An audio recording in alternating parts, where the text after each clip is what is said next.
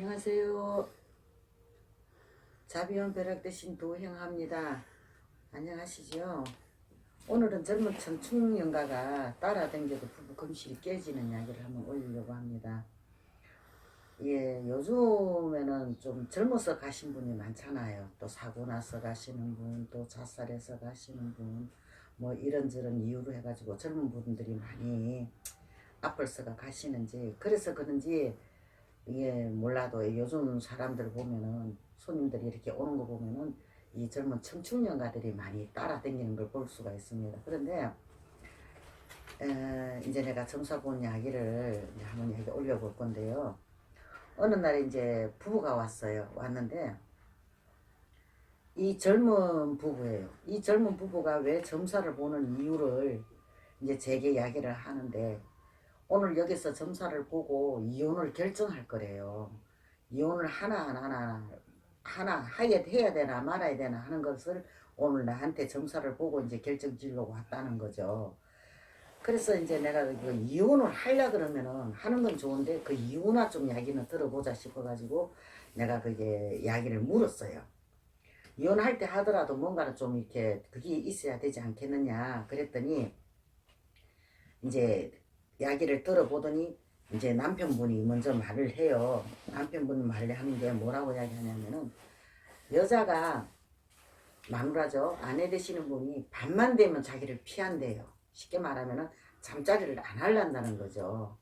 낮에는 너무 좋은데, 사이가 너무 좋은데 밤만 되면은 자기를 피해서 저쪽 방으로 건너가든지 응접실에 있든지 이런 식으로 이제 그것을 한다 그래요. 그러니까 이 젊은 남자, 피 끓는 남자라서 또 더군다나 얘 결혼한 지도 얼마 안 됐는데 그런 식으로 자꾸 나가니까 남자도 많이 힘들었던가 봐요. 그래서 그것을 이게 자기 옆에 올지도 못하게 하고 이러니까는 이혼을 할 수밖에 없다는 식으로 이제 남편분이 설명을 해요.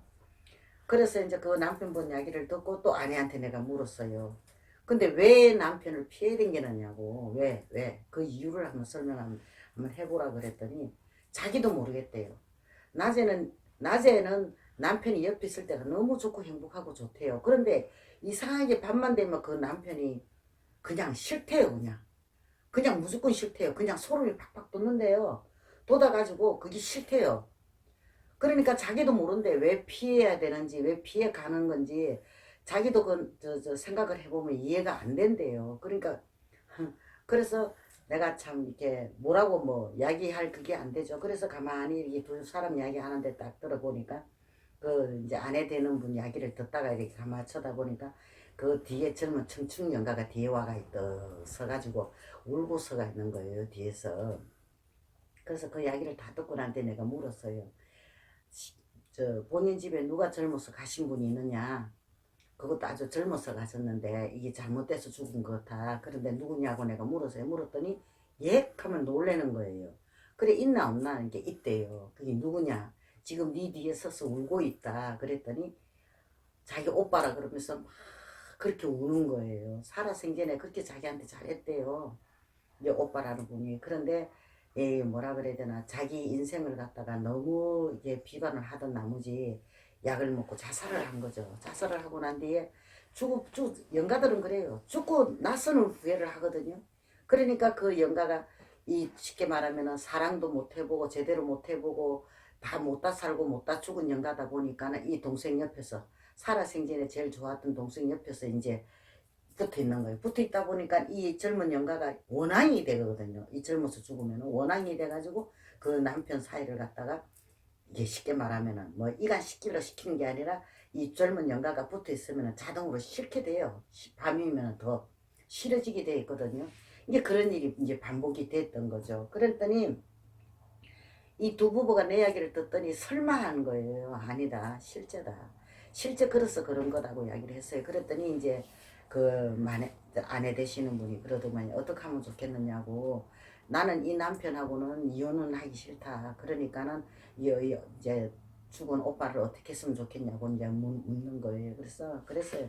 천도를 시켜주라. 보내주라. 보내주면은 이 오빠는 이제 떠나가고 두 부부 사이는 문제가 없을 거다. 시간이 지나보면 알 수 아니겠느냐.